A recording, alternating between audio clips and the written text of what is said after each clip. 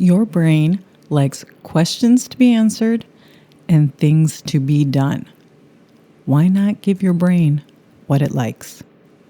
You're listening to the Bear in Mind Podcast, episode 166. A podcast that breaks it down so you can break the cycle for good. Now, your host, Tara Rama, but you can call her T. I just ended that intro with a question. That question needs to be answered. Why not give our brain what it likes? What it wants to, all your brain wants to do is just be efficient and be kind of calm, and doing that actually improves your emotional health, giving your brain what it wants.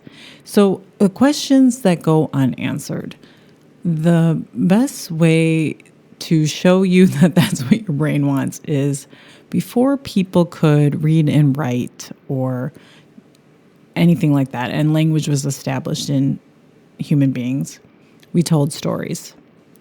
And till this day, stories begin with a question. And if you look at, I'll use the top genres, if you look at mysteries, whodunits, it's who did the crime. You want that question answered at the end of the book. In romance, you want, are they going to get together is a question. And even though in both of those types of books, you know that you're going to find out who did it, you know that the two people are going to get together, you want to know how, you want to know a little bit of those details. So our brain wants to answer an unanswered question. It'll go over that question until it gets an answer. And it'll sometimes find an answer that is probably not the most satisfying for your brain. It'll sometimes latch onto an answer that won't serve your mental health. And the second way that we know that the brain likes things to be finished is accomplishment. Human beings, it is one of those things that we want, like warmth. We want that. That's for our survival. We want food. There are things attached to our survival, and accomplishment is one of those things. It's not attached to physically surviving. However, it is attached to our survival, and that is why human beings have withstood the time for so long. They have accomplished it, and we always want something more, and that's okay. It depends on how you go about it, wherever your moral compass is. But accomplishing something, we want that finished. We want to be able to check the box on certain things. And when we can do this, for our brain, we have an enormous amount of opportunity to improve our emotional health, to improve our emotional well-being, to make the decisions that serve us better.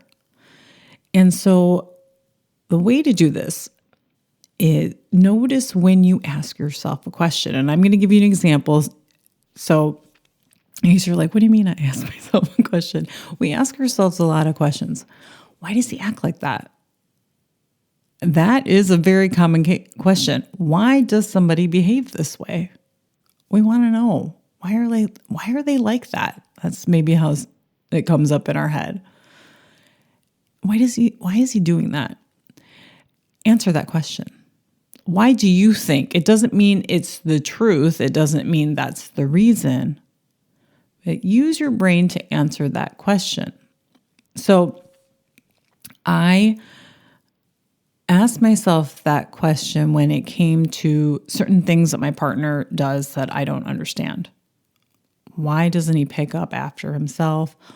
Why does he ask a question of somebody, and then in this case, he asked me a question and he'll automatically walk away, like not even wait for the answer. So why is he asking the question? And when you do this, when you answer it with what you think, you open up so much more of what's going inside your head. And if you're feeling stuck on, well, I talk a lot about what you're thinking, your thoughts, your emotions. If you're feeling really stuck, Answer that question. If that's what you're noticing about yourself, like, why does somebody do this? Or why are things like this? Or why is the house messy? Answer that question. Why is the house messy? And that'll open up your head. It'll give you that space. It'll give you the things to look at in your life. So it's not so cluttered inside your head, because the brain likes simplification, right? It wants, only thing it cares about is your survival, which is a good thing. But to your brain, survival is status quo. It's sitting on the sofa because everything is good in your eyes. There's no immediate threat to your life right now. Nobody is coming at you, running down the street with a knife. Answer those questions. If you want to take it a step further, write out the answer to that question. Whatever you think, don't censor it. It's your opinion. It's what you think, why that person is behaving a certain way. Why are things like this? Why do you think that you haven't achieved that goal? Now, when you do this, you're going to be answering questions and a lot of stuff is going to come up. And, excuse me, some of it might not be pretty. And it can be scary, and I get that, because when I answer the question, why does my husband behave that way? It was not pretty. It was something I did not want to look at. But looking at it does not mean that it's not there.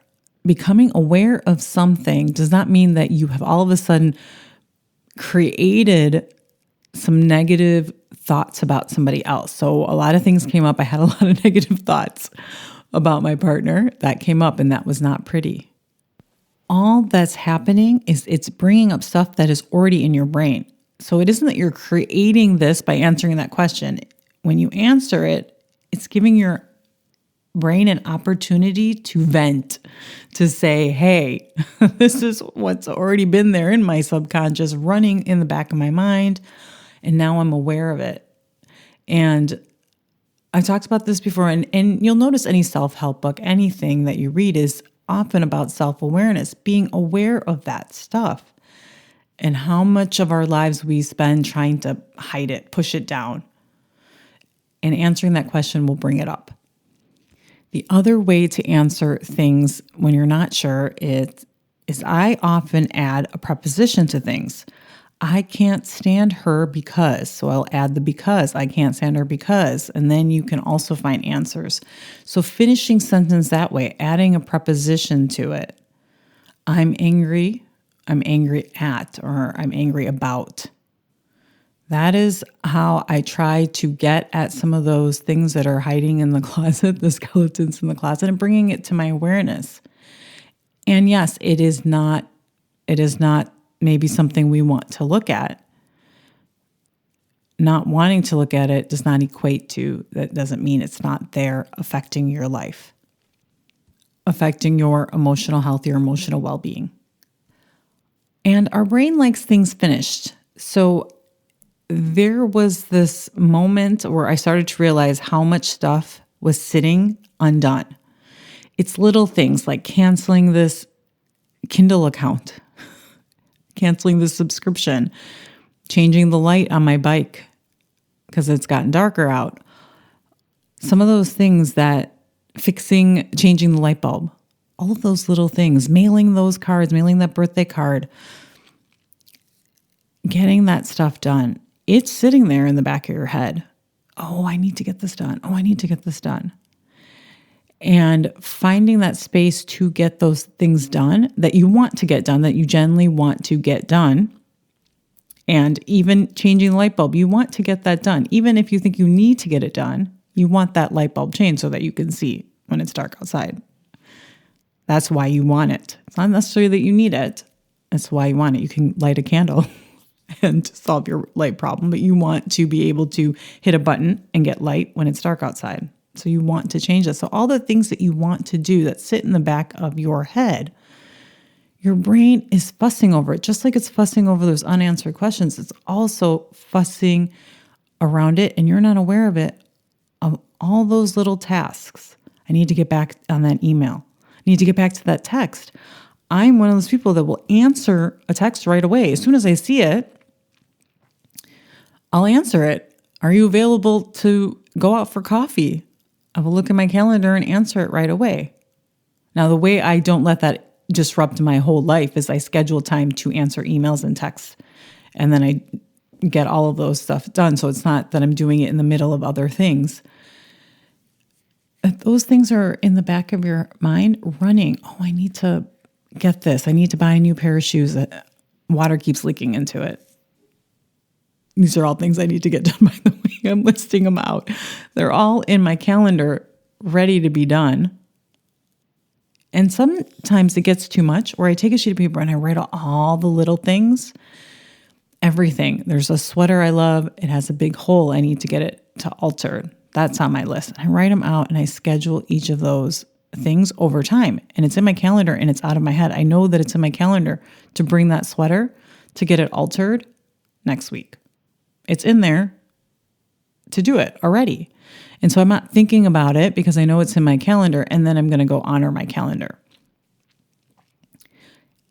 Answering those questions that run in your head will open up your brain, give it something, answering it, giving it something that it likes, that it needs, that it wants, to help you figure out how to go about getting better emotional well-being and finishing all those tasks that are in the back of your mind. Your brain wants that. So it's not nagging. So you have room. So you have room to enjoy life, to be present with the people that you care about. Answer the unanswered, finish the unfinished. That's all I have for you this week. I'll check back with you next. Thanks for listening. Listen for a new episode next Tuesday by subscribing on your favorite podcast platform. Bye for now.